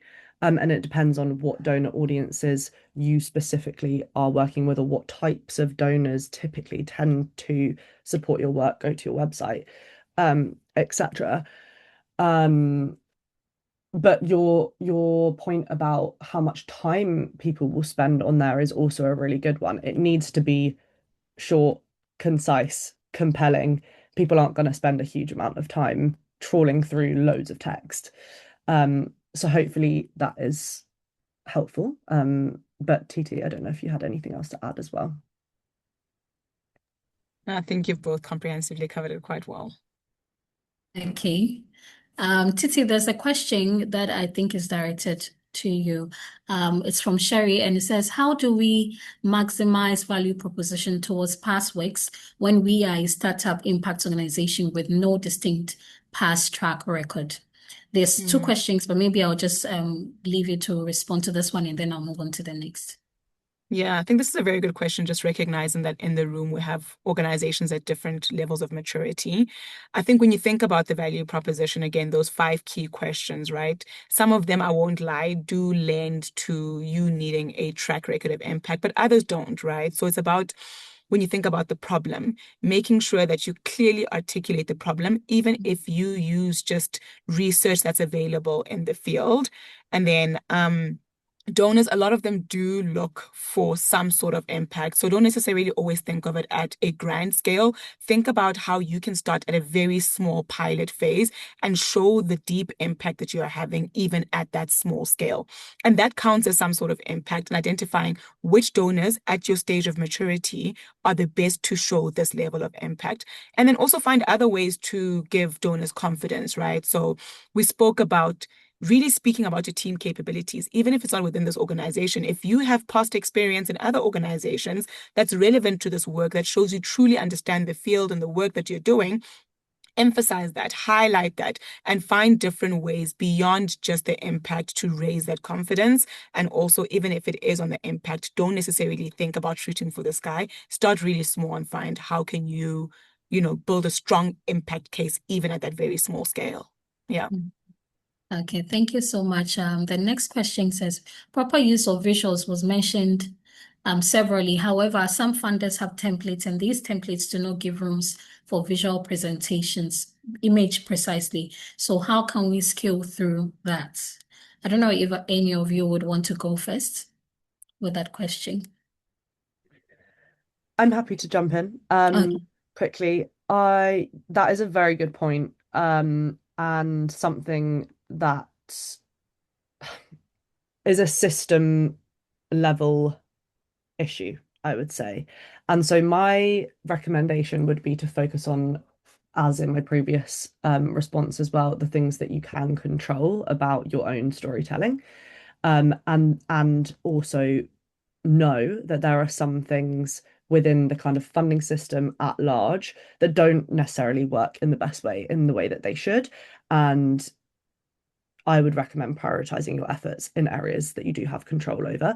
That being said, there are ways that you can get creative, and I would almost always recommend, in addition to a standard, whether it's on an online platform. I know some funders, you have to go through like an online platform or as a templatized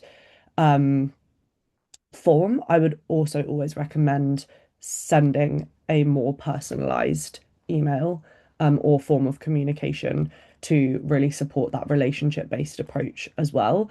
Whether they engage with it or not, again, out of your control, but then at least you've done everything you can to put yourself in the best position. And that might include attaching images or attaching a video that really tells your story well, or whatever it might be.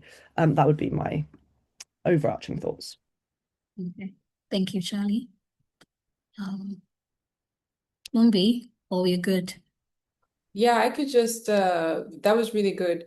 Yeah. The importance of that, this also highlights the importance of having something in your ownership.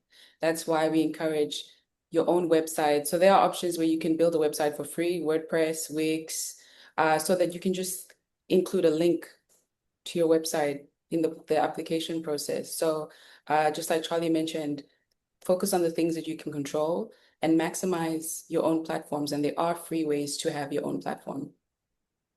Okay. Thank you, Mumbi.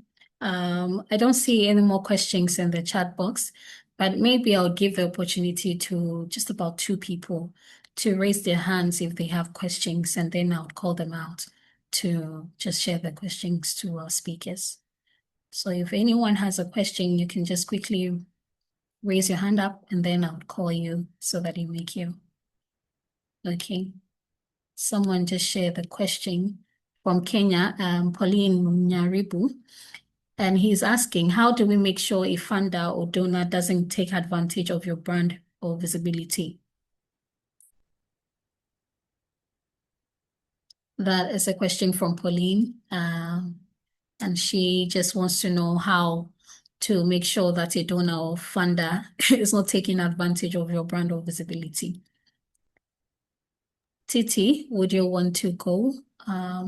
I see Charlie is gone off mute. I'd be curious as well to hear your response here, Charlie. I'm not sure Okay. I'm fully understanding what the take advantage in this particular Advantage, yeah. context means. So, Pauline, if you want to go off mute just to elaborate, that'll also be great. But yeah, maybe I'll just get some clarity on the question first. Mm. Yeah, I was going to ask the same thing. Yeah, okay. Maybe let me try to see if I understand what the question was seeking to achieve. So in the case where you're a big brand, okay, you're a big organization, you have some great impact on the continent, and then a donor comes to you with an amount of money and they want you to do certain things. Obviously, some of these donors have their own ways of doing things. I don't know if I can mention like the European Union when it comes to even your website design, when it comes to the kind of materials you develop, you need to make sure that they are visible enough. So maybe the person wants to find out, should you be doing some impactful work on the continent, and then a donor, not necessarily European Union, but a donor that people do not really know about, wants to leverage your organization or your platform to also gain some form of visibility. How do you handle such a situation? Maybe that is what the person wants to know.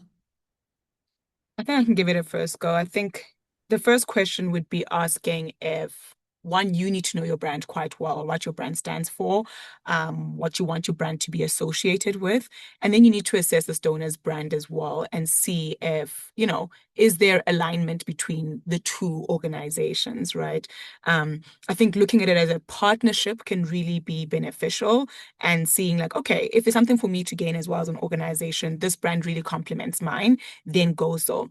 You can go with it. However, the flip side, which I think what Pauline is saying here, is that sometimes there isn't always alignment, right? And I think it's hard for me to even say this, but it's important to say no sometimes, but I also know it's coming from a very privileged position to be able to say no, right? So I do hold both of those thoughts at the same time.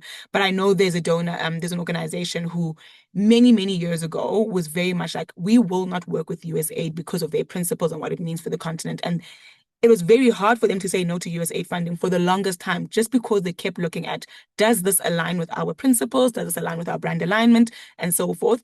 And then here we are now, and they're saying like, this is what the landscape looks like and so forth. But it was hard for them to say no, but it really helped them with their brand alignment and not necessarily being associated with this over the years. So I think the first step is, do we know our brand well enough and what it stands for? And then assessing it against other organizations and being like, is there a mismatch or a match? So I think that's what I would say on that question. Right. Thank you, Titi, for that submission. Charly, would you want to go? Yeah, I completely agree. And just to add to that, I think it definitely is a privileged position to be able to reject funding. And I agree with that.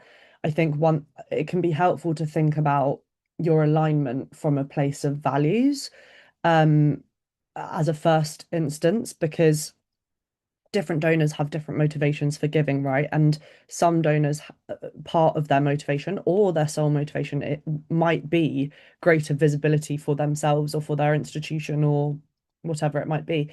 And that's okay if you're providing things that are able to meet that motivation, as long as it aligns with your values and gives you something in return. And so I find values a an important thing to come back to if you are in a position that you can do that, because it will help you avoid like drifting from your mission and doing things that donors want you to do that don't even necessarily fit within your mission as an organization. Yeah. All right. Thank you so much. I think Pauline came back and with an explanation. She was saying that, for instance, them using a one-time shared activity for their own storytelling, and I know quite a number of organizations that do that. So you have one-time activity with them or an event with them, and then they keep telling that same story to other people as though they did it all by themselves. So maybe that is what Pauline wants to talk about. But I think you've already responded to her question, so I think it still answers. I have one question here from Milka, and that will probably be our last question that I'll take. And the question is on how best to fine-tune proposals to be able to be eligible for a certain grant without losing the core mandate or mission of an organization. In some cases, because of funding, some may try. It said in some cases, because of funding, some may try to force alignment. I don't know who would want to take this question.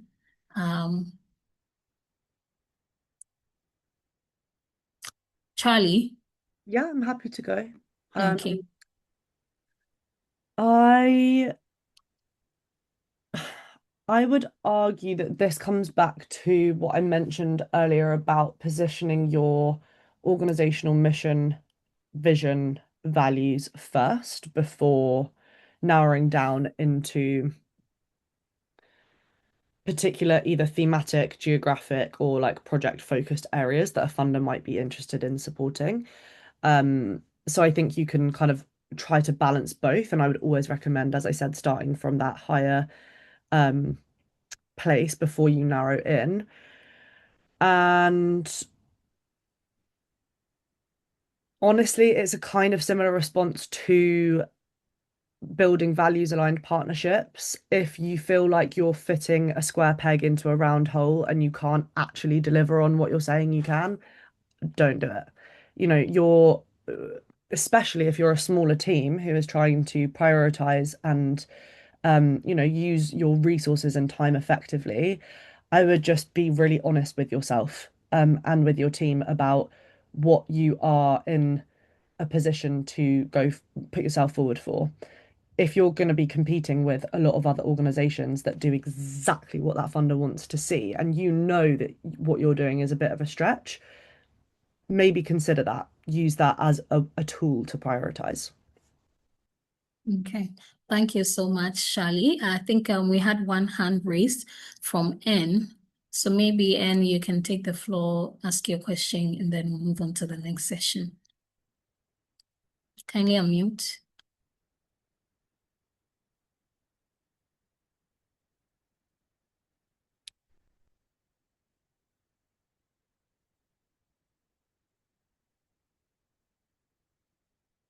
Admin, kindly help N to unmute.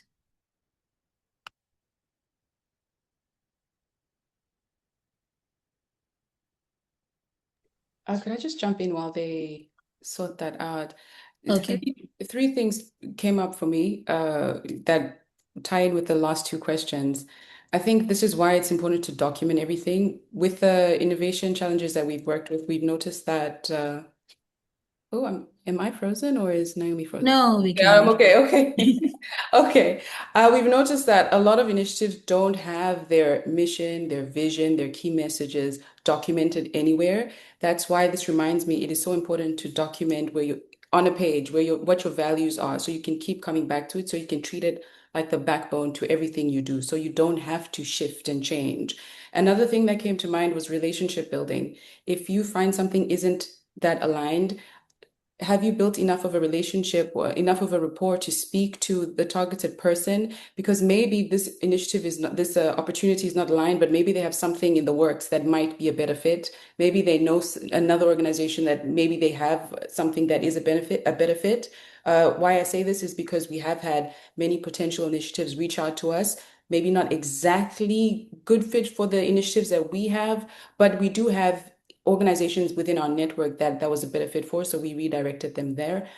And the is this is why it's important to never be too one-eyed. Diversify your proposals. It's not this fund or bust. Diversify your proposals. So always map out your potential investors and donors and make sure that it's more than one.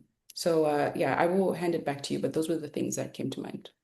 Okay, thank you, Mumbi. I think there's one question. N wanted to ask a question earlier, but he's typed it in the chat. So I'm going to read it out and then maybe we can all help to get some answers to that question. N says, I understand alignment and ensuring you have a better value proposition can help you with funding, notwithstanding some other factors like human connections. In your experience, has there been an incident where you acquired funding from a donor without aligning with the donor and also not through connections? If yes, what do you think were the reasons that got you the funding? I don't know who would want to take this one. Mumbi? That's a really good question. Right. Nothing comes to mind really, because for us, the main grantees, there always has to be a connection. In our experience, we've had to unfortunately turn some people away because there was no direct line with the work that we were doing. Okay. Also because there's budgeting that goes directly to projects that are doing certain types of work. But I think the thing that makes me think of this is just this is why it's also important to identify relevant people in organizations so that conversations can be had when there are nuances like this. Because maybe and maybe you're working with something that maybe now it might not be a direct connection with a fund or a donor, but priorities often shift, especially with the landscape now. Priorities really are shifting. There's projects that are dissolving, but also new projects that are birthing. That's why it's important to be plugged in and have that relationship building aspect of it so that maybe now there's no direct connection, but in a couple of years there might be, and they might think, ends project. We actually just opened some new funding for this and we remember, you working on this and it's a good connection point. So I would stress the relationship building aspect to this. Okay. Charly, I don't know if you would want to add anything. I actually don't think so. I was going to, but you captured it so perfectly. I agree with all of it. But as this question popped in, I keep thinking, because of how competitive the funding landscape has become, an organization, I'm just giving a scenario, an example, an organization focused on education can choose to say, okay, because we are not getting enough funding to support our initiatives in education. And now we see that there's a lot of, or a chunk of money going into climate advocacy or climate change. Is there a way that we can tweak our mission or our activities such that it will look as though we are doing education on climate change just so we can get some form of funding? And so once we tweak it, we now go to a donor to say, in as much as we have been an organization focused on education, we want to now channel some form of our initiatives into climate advocacy or climate change. Is there a way for you to support us, even though we've not had any prior engagement or connection whatsoever? Is it possible that an organization can work like that or operate like that and still get funding? Yeah, I have a response to that. We actually have seen that. Okay. The importance is that if the impact is truly possible, so there has to be, and it's been echoed before, the transparency aspect of it. So if you do see that there is an opportunity in climate funding and there is a challenge in our community that we need to address this, and it's a pressing challenge immediately, and maybe our education, our initiative was focusing on education, but in a different aspect, because a lot of our challenges are interconnected. So the climate crisis is connected to the economic crisis that's happening, that's connected to the health crisis that's happening. So a lot of them are interconnected. So they are entry point. There can be multiple entry points, but the importance is it really a priority versus we're just shifting because we need the money now. So I think just take some time to internalize, have an internal conversation with your collaborators and see maybe if shifting direction really is truly will impact the people in our community. That way I think is more impactful, because we have worked with organizations that do broad work. So they do a lot of capacity building for many different things. And when applying to our opportunities, they stress what we're working on. So maybe they won't stress the, I don't know, the tech aspect of things, but they'll stress the climate change aspect of things. But they are actually working in that thematic area. So I think just have a think about your changing of direction, if it really will impact your community. And I do think that's a really important point. Okay. Thank you for the submission. But before I move on to call back the admin, I'm just thinking, so if I do not have any engagement with any donor whatsoever, and I'm going to the donor for the first time, I've seen the various frameworks that you've shared, all of you, the speakers, but I'm just thinking, how do I ensure that I win this grant or whatever proposal I take to this person? How do I, what if there's no prior connection or there's no prior engagement? I'm thinking, what do I need to do? Just maybe like a one word, something that what do I really need to do to ensure that I get this grant to support my organization or initiative? I have a slightly annoying answer in that I would suggest and recommend that you always have at least one touch point with someone that you are taking a case to. Okay. If you're putting forward a proposal to someone, and I understand that unfortunately the funding sector and system can be quite sometimes it feels quite opaque and like it's about who you know. And I suppose that is true to an extent. And again, that is a problem with the system, not with you.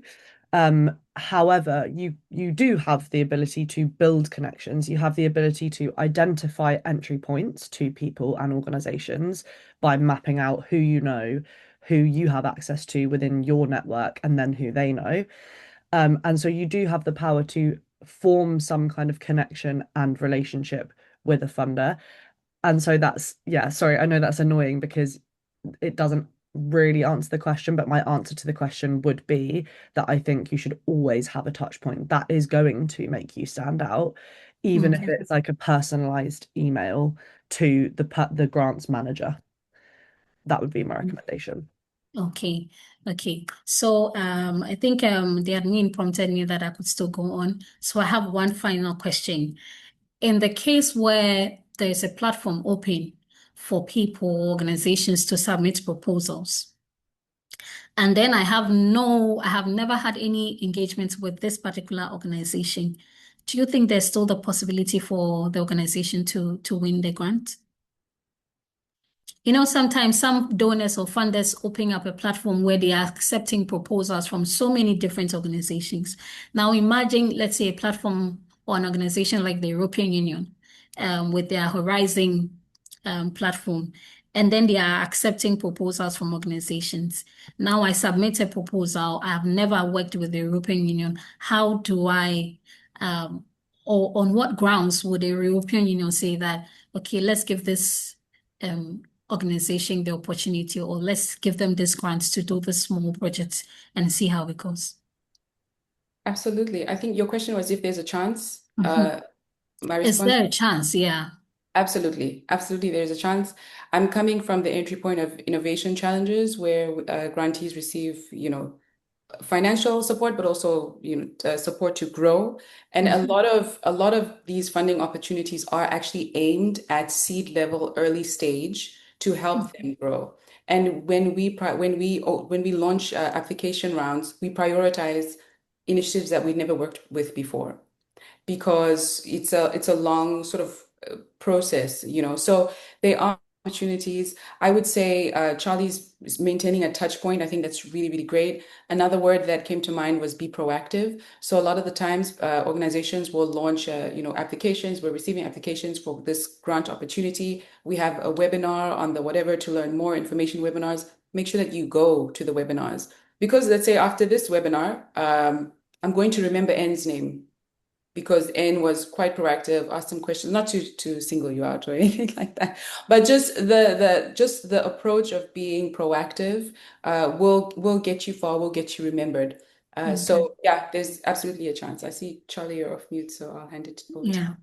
Yeah, I think in situations like that, I agree, there is definitely a chance, and that approach to seeking organizations to support or partner with is relatively transactional in the way that, you know, if there is a platform that you're applying through, that there isn't a huge opportunity to speak with someone. And in that instance, obviously, you need to think about meeting the funder where they're at. And like, you know, I think in that case, there is definitely a chance. And I would also say, if in that particular example, if you've never applied for funding from that particular institutional funder in this example, maybe there's someone that you do know that has, or like someone that does similar work to you that you can speak to about how you can position yourself in the best way through that more transactional process. So like sharing learnings, learning from others who do similar work to you, I would always think about as well. Okay. Thank you so much.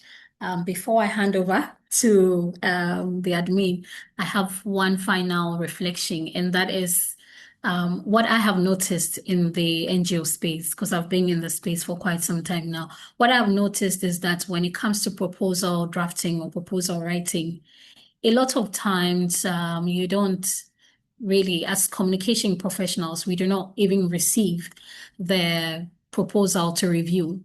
But storytelling is usually within the communication unit.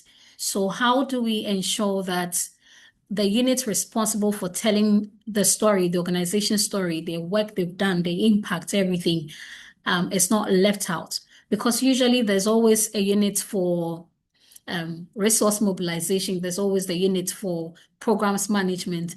But when it comes to communication, we are usually, that is even when they need you to check grammatical errors, but not necessarily being a core part of developing the proposal such that it tells the story for the donor to even accept the funding. So how do we ensure that the communication professionals or the storytellers, the main storytellers, are not left behind, or they are not left out in the proposal drafting?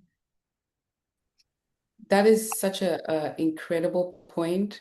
I really love that you stress this. I think communications should be involved in day one. Something that has come up again and again is that sometimes, to the point of initiative names can get you turned away because your initiative name doesn't match what you're doing, or it's too long, or it's too. That's where your comms team can help you say, actually, let's shave this down. Our bio for what we're doing, maybe it's too wordy, it doesn't hit on exactly what we're doing. So your comms team or your comms person, comms people need to be involved from day one. And we've actually changed our application form to make sure that, please, your initiative name or your project name, please make sure that it reflects exactly what you're doing, because sometimes it will get you turned away. Things like that, because we've noticed that comms is often left out, just like you're saying, Naomi. So I would encourage from day one, your comms team needs to be involved, to the naming of your initiative, to the bio of what you're doing, to the responses, the long or short responses. Please bring in some comms people. Also to the basic things like grammatical errors, your credibility is lost if there's spelling errors in everything, grammatical run-on sentences, things. No, please bring your comms team to review what you're writing. So I really love that you stressed that. Yeah. Thank you so much to you all speakers. I think it's already 12:06 p.m. GMT, so maybe we'll just wrap up the session now, because we've spent a little over 2 hours on the call. But I would like to take a few reflections that have come in the chat. I think someone shared a question. Our speakers have already dropped off, but I wish they could respond to these questions that came up. But the person was asking, does it mean in the case where there's no opportunity, we can maximize engagement on social media and still send personalized emails aside the official applications? we sometimes have a fear of not overdoing and being flagged from there. And can we also leverage on past stories from our intending partners for funding we are just about to get? I think these are great reflections. These are great questions that I would have loved for our speakers to respond to, but we would still share them, these questions with them, and then hopefully they give us feedback when they're sending the materials and all other things. Benita has dropped a Google Drive link. It has the link to the presentations that our speakers use. So if you want to download them quickly, you can click on the link and you can download them as well. I'm sure it would still be shared with us via emails, but otherwise you can just click on the link and download the presentations. It's been an awesome time having you guys all here. We have learned a lot. We have spoken about we spoke about why stories matter to donors and funders, how to even craft them, how donors think and decide in terms of framing, urgency, value, and credibility. We also had Charly taking us through translating funding cases into compelling donor-facing narratives across the funding cycles. And we also had the privilege to be introduced to B.ISA's Cha-Cha-Cha storytelling and framework. The questions that came in were awesome. I loved all the questions that came in. And I just want to say that on behalf of B.ISA, Be Inspired by Stories from Africa, I want to sincerely thank all our speakers. Although they've dropped off, I just want to thank them for sharing their practical insights and strategic clarity. And to you all participants for your engagement and your thoughtful contributions, your questions. They made the session obviously very, very interactive, and we loved that. Just to reiterate that the funding landscape is competitive. It has become very competitive, but we believe that with sharper positioning, clearer framing, and intentional storytelling, definitely strong projects would not remain unfunded. We'll definitely get the funding that we need to embark on our projects. And so I just want to thank you once again for investing your time. We look forward to seeing the stronger donor-ready stories that will emerge from your work. I would like to hand over to Benita, who is with the B.ISA team, to just speak briefly about the things that we need to know before we close off the meeting. Thank you all so much. I have been your moderator. My name is Naomi Dakum, and I'm a communication and education activist as well. Thank you so much. Okay, thank you so much, Naomi, for that wonderful moderation. Before we wrap up, I would like to sincerely appreciate all our speakers, from Charly to Mumbi to Titi, for sharing such rich insights and practical experience with us today. I'd also love to appreciate our moderator, Naomi. She has done an excellent job guiding us through the conversation and through a smooth section throughout. Today, my one take home would be from Mumbi, where she said that do your research and prepare your message. That is very, very, very important. And before we go, I would like to share an exciting news with you guys. We have an upcoming initiative, which is a Zero Waste Story Bank project by B.ISA, which is focused on amplifying circular economy and zero waste stories across Africa. This project was done last year, and it was implemented in Ghana, Uganda, and Botswana. And this year we're expanding to Kenya, Nigeria, and Egypt. So you're all invited, NGOs and individuals, to take part. The link to for you to apply, I would send that very soon into the chat so that you can start applying to keep your seats for this project. Before we go, I would like to thank every participant, everybody who joined in from the beginning, to the speakers, to the host. I would like to thank you for being part of today's workshop. Have a lovely day. Thank you. Naomi, please, you can go on. All right. Thank you all so much for joining. Just remember that whatever you're doing in terms of your storytelling for funding purposes, remember clarity, remember urgency, remember evidence, remember alignment, and also remember human impact. I hope that you do not forget these key pillars in your storytelling for funding. I hope that you enjoy the rest of your day, and we hope to see you in our next webinar. Bye. Bye. Thank you very much, Naomi.